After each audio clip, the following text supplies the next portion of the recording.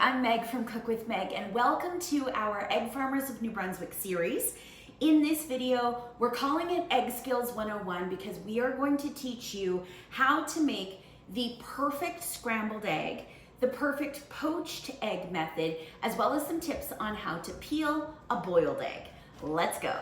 All right, this is Egg Skills 101, and I am really risking it here trying to carry this many eggs. We're going to start with large eggs, and traditionally when a recipe calls for eggs, it doesn't always indicate size, so we're going with large eggs. We're going to scramble a couple of eggs, we are going to poach a couple of eggs, and we're going to boil a couple of eggs. So let's start with the perfect scrambled egg. I'm gonna bring my camera closer so you can get a really up close shot of the process. Let's do this. Okay, we have cracked an egg into a bowl, and I'm gonna do another one. I like to crack my eggs on a flat surface, just with a little tippity tap. We're actually making the crack, but we're not pushing it straight through. I find that sometimes when you crack on the edge of a bowl, it can be a little more jagged. So push your thumbs through and crack into a bowl. I'll use a glass bowl so you can see. If you happen to make a spill, take a second, wipe it up. We want to clean as we go in Cook with Meg classes, we always do. And we're just going to take a whisk. You can use a fork. And we're going to break up the eggs. I like to kind of tip my bowl. We're going to scramble, whisk. We're going to aerate, get as much air into the eggs. And we really are trying to incorporate the whites and the yolks. So the whites is where we find all that protein, or the albumin, the whites are called. The yolks, a lot of vitamins, a lot of minerals. The fat, the good fats. So really whisk those together, pulling your fork up or pulling your whisk up. We don't want to see big chunks of the white. We really want it beautifully combined. So whisking to combine. We'll move these aside, and then we're going to bring front and center a frying pan. So I'm just going to do 2 eggs today, which is not very many, but perfect for a snack, perfect for one person. And my secret would be butter. Not really a secret. It makes them rich and creamy and delicious. So we're going to now scramble our eggs, and I'm going to go grab a rubber spatula, silicone spatula, and we will be good to go. All right, so now what we're going to do is we're going to turn the heat on, and this is an induction burner, which allows me to cook very close to camera. I'm not putting the burner on super high. I'm just grabbing a knife to put some butter down in my pan. I would say 1 to 10, that's about a 4. So not quite a medium, but we're gonna put a nice little dollop of butter. I like salted butter. Many schools of thought, salted or unsalted. I also keep a little bit of butter extra on hand. I like to finish it off with a little. And we're just gonna let that butter melt. Now the key with scrambled eggs is you want it to be, I wanna almost say low and slow. We definitely do not want the eggs to get super brown or dark in color. So I have actually put my eggs into the pan before the pan even starts to heat. And you can see, I'll get really close here, you can see there's a little knob of butter that's actually still a chunk, and I'm okay with that. So I'm just taking my spatula, I'm gonna move my pan handle so I can hold it. And what I'm doing is I'm just sort of moving the liquid egg through the pan, and I'm doing sort of that scraping motion with the base of my spatula. And as the scramble starts to happen, as the base of that egg mixture starts to cook, it will stick to the bottom of the pan, and I'm going to use my rubber spatula to kind of scrape things up. Now this is a non-stick frying pan. If you have a non-stick frying pan, that's great. I actually normally would also give it a little spritz with non-stick spray, but hopefully today my butter will be enough. I always find that you want to make your pan as slippery as possible. That's a good thing. So we're going to let the bottoms of those eggs cook for a minute or so before we start to scrape. But I can actually start to see that there are some bits of, we're going to call them curd, forming at the bottom, and you can see some of it starting to stick to my spatula. So you get to decide how you want the curd or the size of the curd to be when you make a scrambled egg. I like a bigger fluffy curd, which means we're not going to scrape and move it around too much.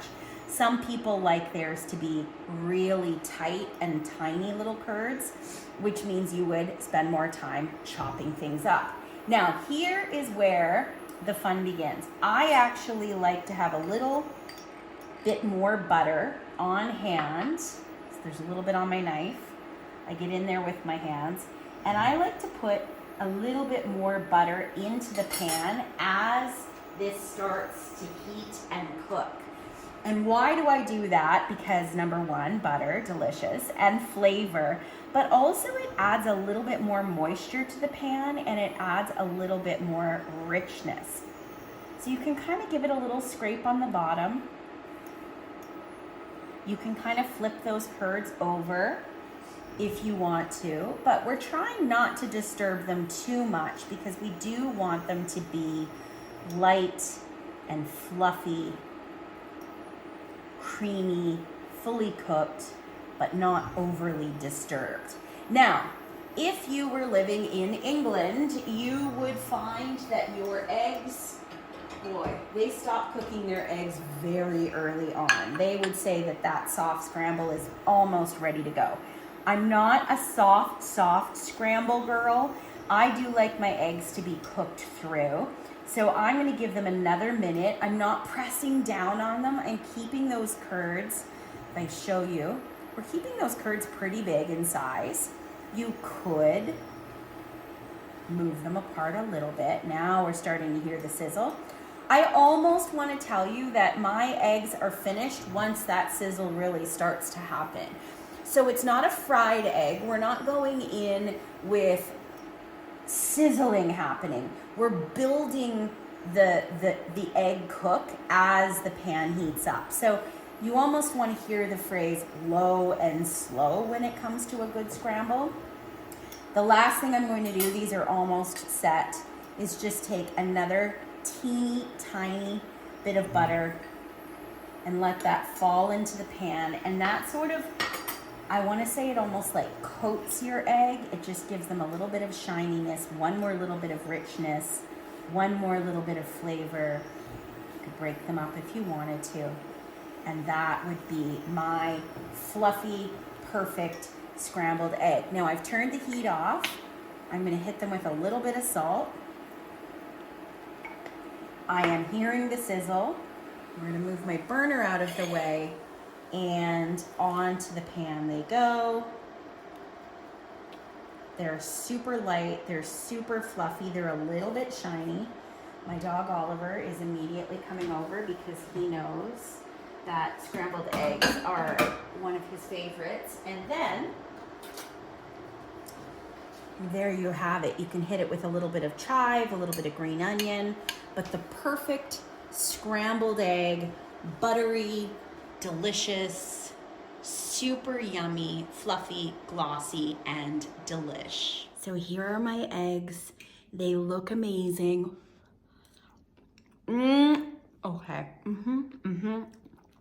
They are so fluffy. They are so creamy. They're perfect. We are back, and now we are going to show you a poached egg method that works really, really well. So it's going to start with me taking some water in my pan. All right, I've got my saucepan, which is a 2-liter saucepan, and this actually has pretty handy markers right on the inside. So we're putting about 1 liter of water in, and we're going to get our water just up to a simmer. So a simmer is directly below a boil, which means we do want to see those little baby bubbles starting to form, but we're not seeing a big active boil. The next item that we're going to add, ingredient, is a little bit of salt and a little bit of vinegar, just regular white vinegar. All right, so I've got a couple tablespoons of vinegar. We're going to add the vinegar directly to our pot with water and a nice pinch of salt. This does not make our poached eggs taste like vinegar. It also doesn't make our poached eggs taste like salt, but it is going to help everything come together. So when we put a poached egg or an egg down in poaching liquid, we want everything to pull together and hold that structure. And the vinegar, the acidity, and the salt is going to help with that. All right, let's get our egg cracked. I always crack an egg for poaching into a separate little bowl, and we do these one at a time. So it definitely is something that you need a little bit of patience with. We're not in a hurry. You can certainly poach eggs ahead of time, but right now, for the purpose of today, I'm showing you just how to get a nice, perfect poach. So we've got our egg in a small little ramekin or glass dish, and we're just gonna let it hang out. It can rest. Actually, if you can have it resting at room-ish temperature, that's even better. And we've got two utensils that we're going to use for poaching eggs. The first would be a regular spoon that doesn't have any slots. And the second would be to get our poached egg out of the water. Of course, you want one with slots. We also want a plate, and we want some paper towel so they can hang out just beside. So let's take a quick look at our poaching liquid. We're gonna call it that. I'm gonna take my spoon without the slots, and I'm gonna start to just give it a nice little stir.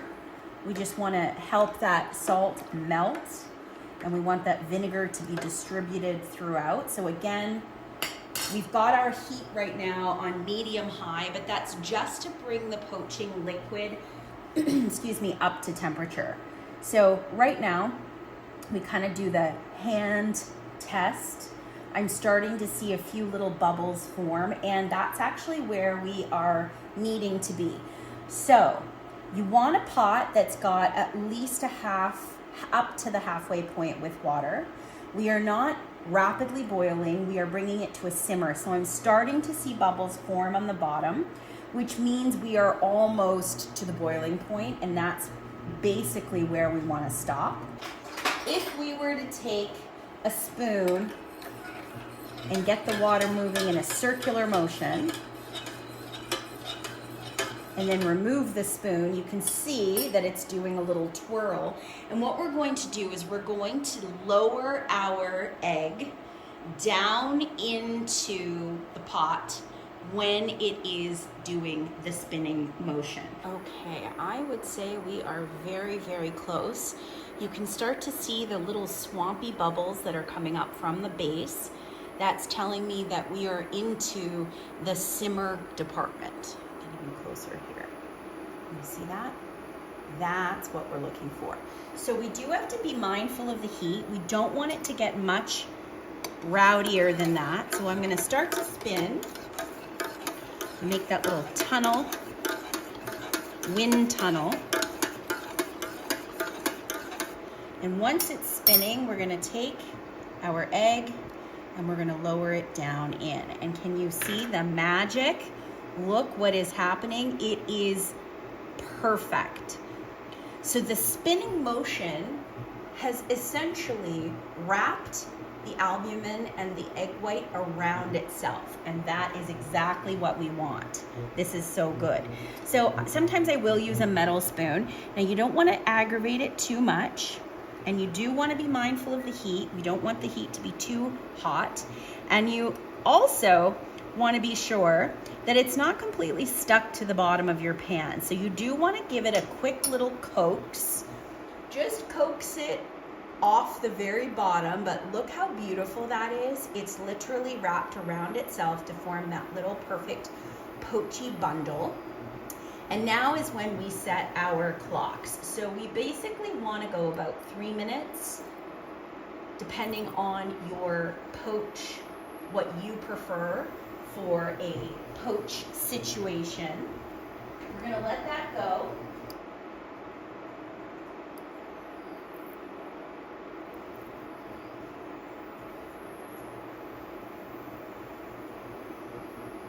Now, if you find that it's getting a little bit foamy on top, and that's just a few of the little bits of the egg white, you can absolutely take one of your spoons and carefully, without disturbing the egg, you can get a little bit of the foam part off.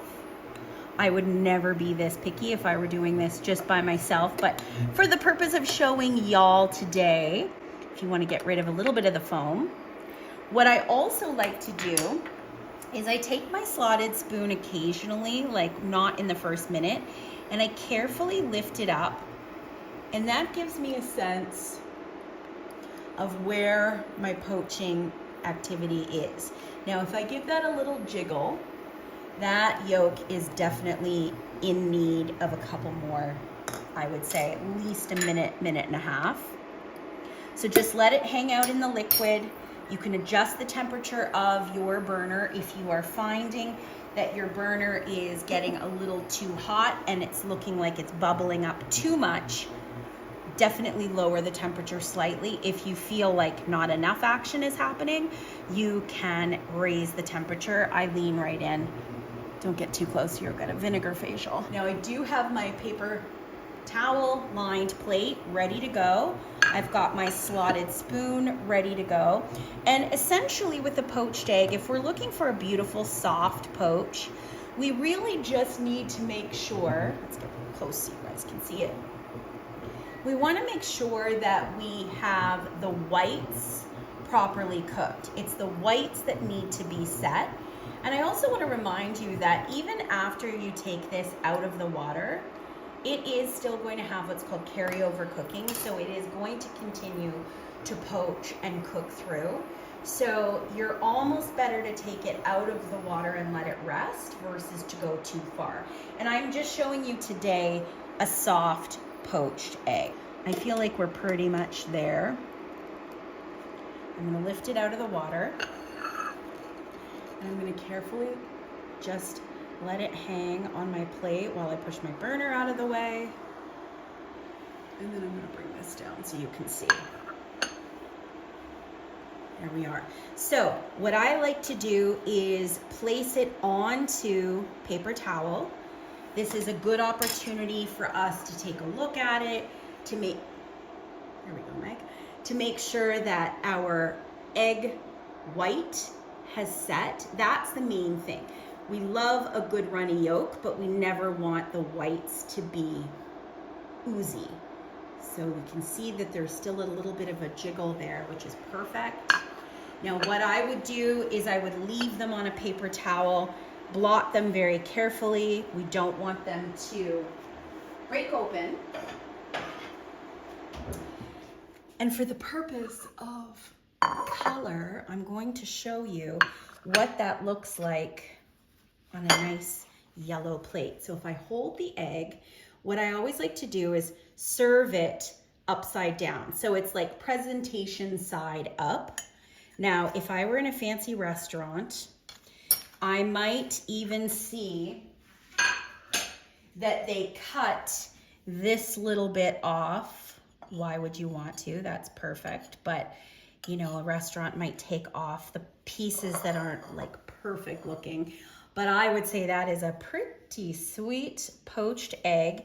And if you are ready, we are going to do the honors and we're going to cut right into it. Are you ready? Here we go.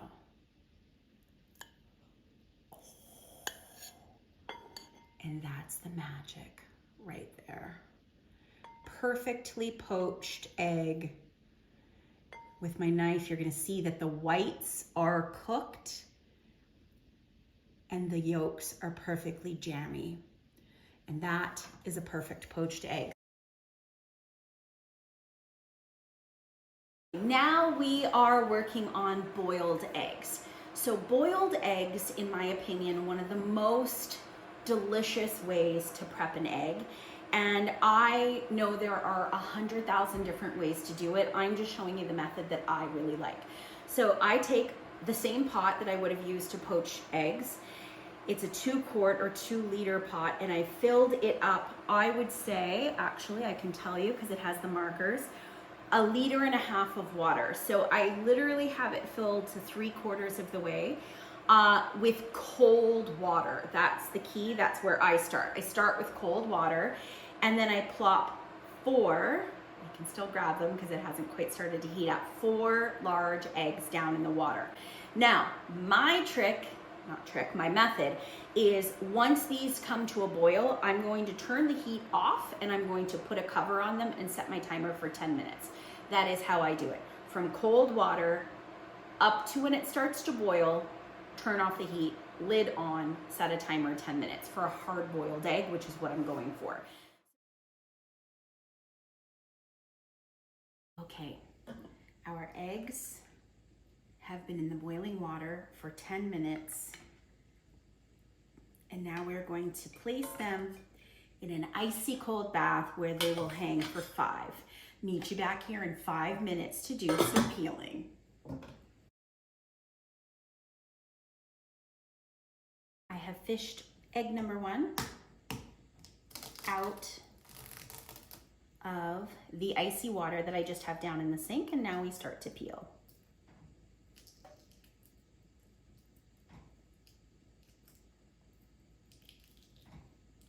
Take your time.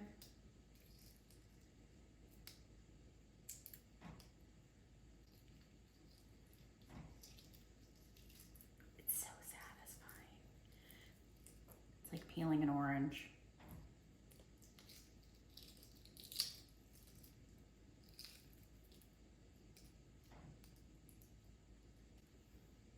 Beautiful. Egg number 2.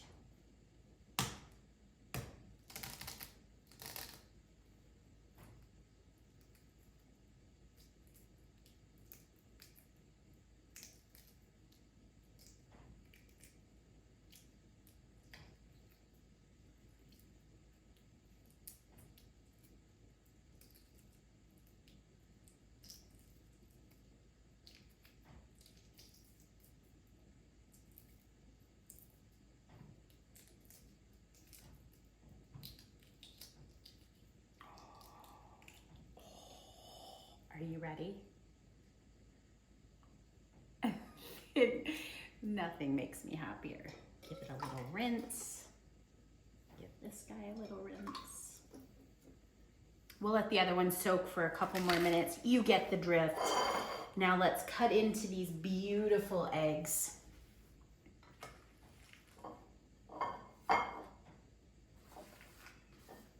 It's all about the presentation.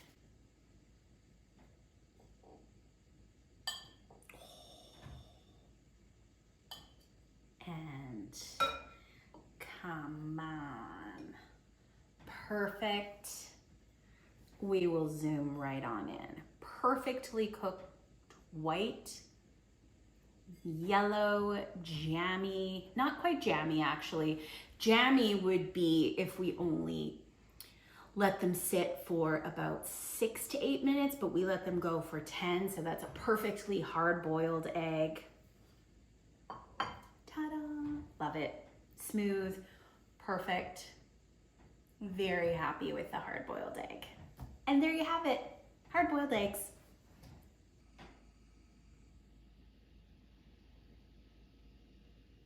Well, friends, there you have it. We did poaching, we did scrambling, and we made hard-boiled eggs.